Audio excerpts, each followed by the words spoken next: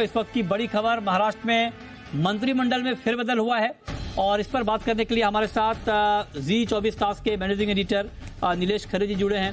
Sir, पहला सवाल तो आपसे ये कि विभागों का बंटवारा हुआ है, क्या डिटेल है, किनको क्या मिला है? सबसे पहले मैं आपको ये बता दूं कि दो बड़े जो इसमें मुद्दे हैं उसमें अजीत पवार जो कि पूर्व उप मुख्यमंत्री रह चुके थे और फिर एक बार इस एनसीपी को तोड़कर इस सरकार के साथ जुड़े हैं, उन्हें फाइनेंस और प्लानिंग दोनों मंत्रालय जो है वो दे दिए गए हैं और वो अब फिर एक बार वित्त मंत्रालय संभालेंगे।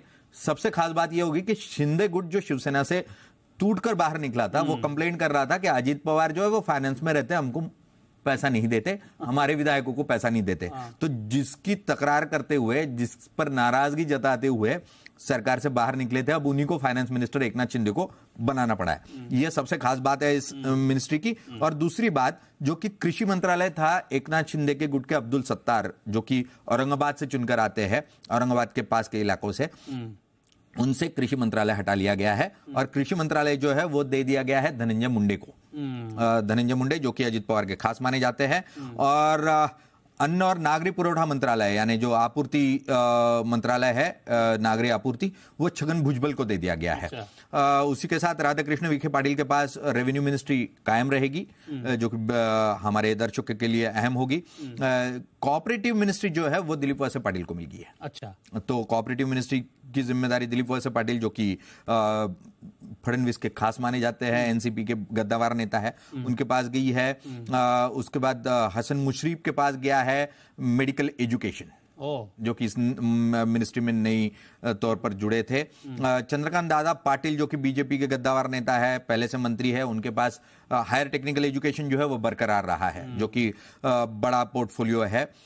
उसी के साथ गिरीश महाजन के पास ग्रामीण विकास मंत्रालय जो पहले से था उसे कायम रखा गया है। दादा भुसे के पास सार्वजनिक बांधकाम मंत्रालय की जिम्मेदारी पहले से थी, वो कायम है।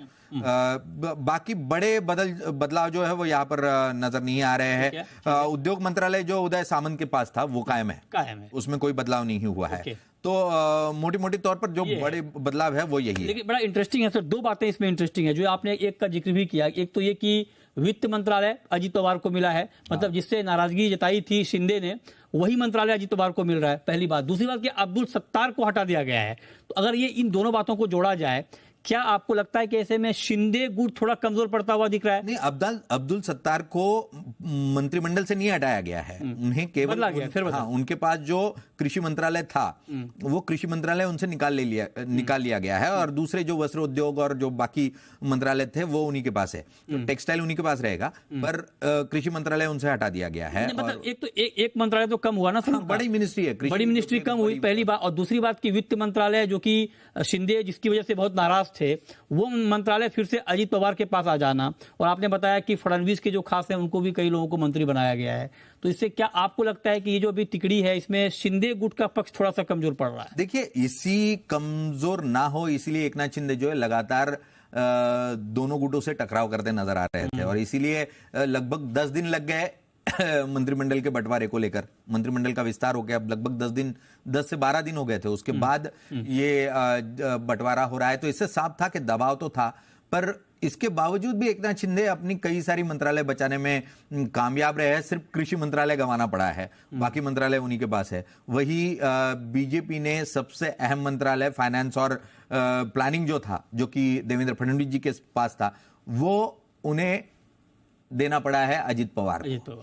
तो यहां पर हालांकि अजीत पवार, अगर इसमें कौन हारा कौन जीता अगर ये हम कहे, तो अजीत पवार यहां पर सबसे ज्यादा फायदे में रहे हैं, विनर रहे हैं, क्योंकि फाइनेंस मिनिस्ट्री है, कोऑपरेटिव मिनिस्ट्री उन्होंने अपने पास ले ली है, कृषि मंत्रालय उन्होंने अपने पास लिया है। तो ग्रामीण मुद्दों से जुड़ी हुई जितनी भी अहम चीजें हैं वो सारे अजीत पवार के पास जाती नजर आ रही है। और एनसीपी जब से सरकार में है, अगर हम 2000 से देखें, 99-2000 से, उन्होंने हमेशा ये सारी जो महत्वपूर्ण विभाग थे वो अपने पास रहने का प्रयास किया और यहाँ पर अजित पवार वापस एक बार सफल होते नजर आ रहे हैं। बिल्कुल, तो ये एक नई खबर, बड़ी खबर इस वक्त की महाराष्ट्र में मंत्रिमंडल फेरबदल की, और ये हमने आपको डिटेल में समझाया। बहुत शुक्रिया नीलेश जी आपका जुड़ने के लिए और इस खबर पर डिटेल जानकारी देने के लिए। तो